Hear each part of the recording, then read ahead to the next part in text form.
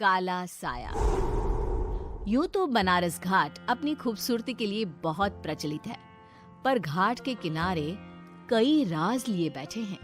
ये कहानी शुरू होती है बनारस के घाट के पास बने ममता निवास से, जहां प्रिया लाल जोड़े में ममता के घर उसकी बहू बनकर आती है।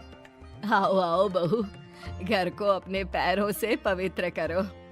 ममता घर की दहलीज पार कर ही रही होती है कि अचानक एक बहुत गंदी सी बास पूरे घर में फैल जाती है।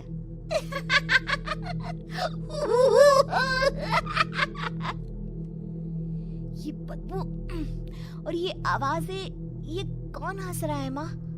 अब ये पड़ोसी ना हमारे थोड़े अलग से है। कहाँ हम शाकाहारी और ये मांस मच्छी खाने वाले। छोड़, तू ध्यान मत दे और गृह प्रवेश कर। और हाँ बहू, अपनी सास की एक बात हमेशा याद रखना, इन पड़ोसियों से तो कभी बात नहीं करेगी।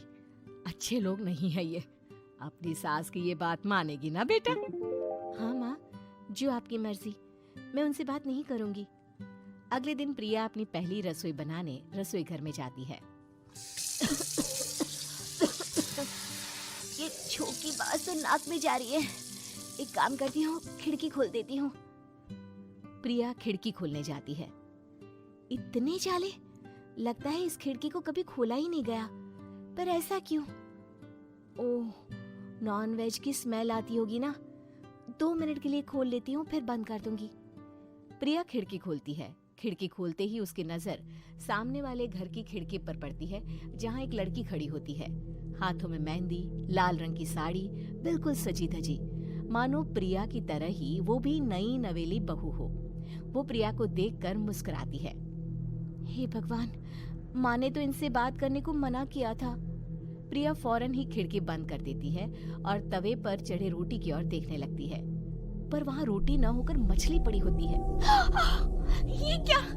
पहली ही रसोई में इतनी बड़ी गलती। हे भगवान, अब मैं क्या करूं? प्रिया बहुत डर जाती है और फौरन रसोई की सफाई करने और फिर सभी के लिए खाना बनाने लग जाती है।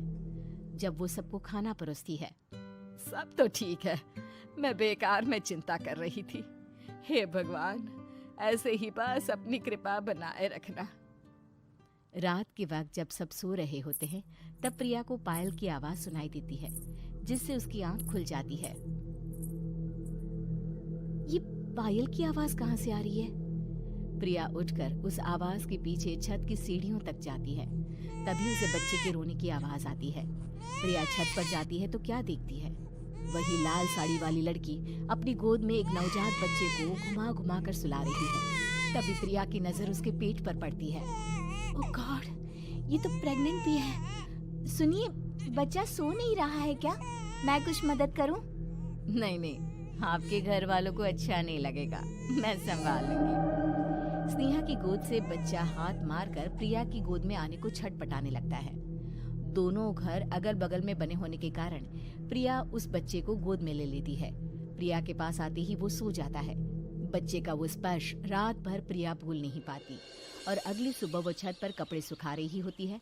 तभी उसे एक औरत इशारा करके बुलाती है। स्नेहा कह रही थी बाबू तुम्हारी गोद में आते ही सो गया। मैं गौरी, स्नेहा की माँ हूँ। बहू, घर आना, बाबू को खिला भी लेना। शाम को जब घर पर कोई नहीं रहता, बच्चे से मिलने के लिए प्रिया छिपकर अपनी पड़ोसन के घर चली जाती है और कुछ देर बच्चे को खिलाकर वापस लौट आती है। इसके कुछ दिन बाद ही प्रिया को पता चलता है कि वो माँ बनने वाली है। ममता की खुशी का ठिकाना नहीं रहता।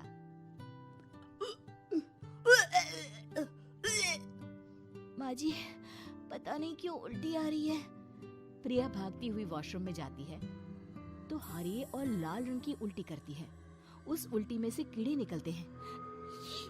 ये क्या? खून और ये कीड़े! माँ! माँ! प्रिया की आवाज सुनकर ममता दौड़ कर आती है, पर बेसिन में कुछ नहीं होता। प्रिया हक्की बक्की रह जाती है। ये सब क्या हो रहा है?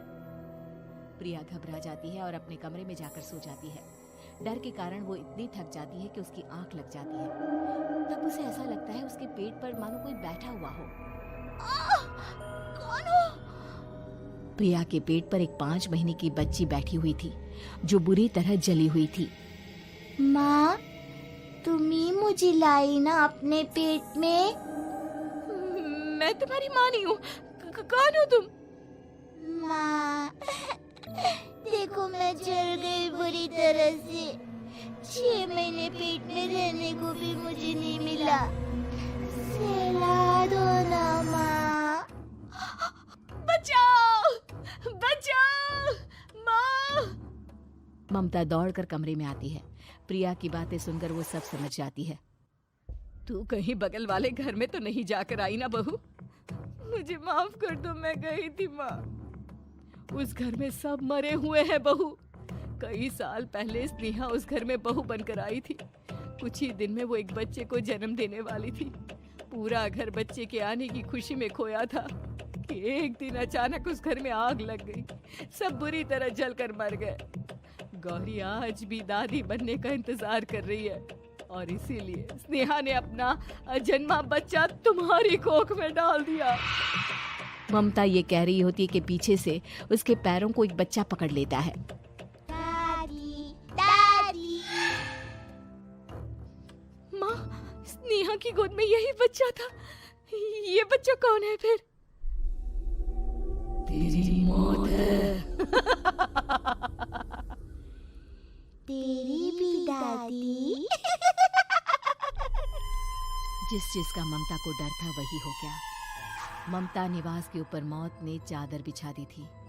प्रिया का पेट ऐसे बढ़ जाता है मानो 9 महीने का हो। 2 हाथ उसके पेट से बाहर निकलते हैं। बहू, संतोष को फोन कर, किसी पंडित जी को बुला बहू। प्रिया का पति भागता हुआ घर आता है। ये तो होना ही था माँ। तेरा पाप तेरे सामने आ गया तो तू सह नहीं पा रही है। स्नेहा घर में आग लगी नहीं थी, माँ ने लगाई थी, प्रॉपर्टी की लालच में। और वो बच्चा मेरी पहली पत्नी का बच्चा है, मेरा बेटा, जो कि उस आग की चपेट का शिकार हो गया था। मैंने तुमसे ये सब माँ के कहने पर छुपाया था। मुझे माफ कर दो प्रिया। तुम अगर चाहो तो यहाँ से जा सकती हो। मैं तुम्हें किसी भी बंधन में रखना नहीं चाहता। मेरी शादी हुई है आपसे, मैं आपको छोड़ नहीं सकती, पर उससे पहले हमें स्नेहा, उसकी माँ और बच्चे की आत्मा की शांति करवानी होगी। संतोष और ममता गौरी के घर जाते हैं। अंदर सब कुछ जला हुआ होता है। जमीन पर जली हुई लाशें बिखरी हुई थी। ममता रो रो कर अपने करने की माफी गौरी से मांगती है। प्रिया स्नेहा के घर वालों का अंतिम संस्कार करवा देती है और ममता निवास फिर से आत्माओं के साए से मुक्त हो जाता है।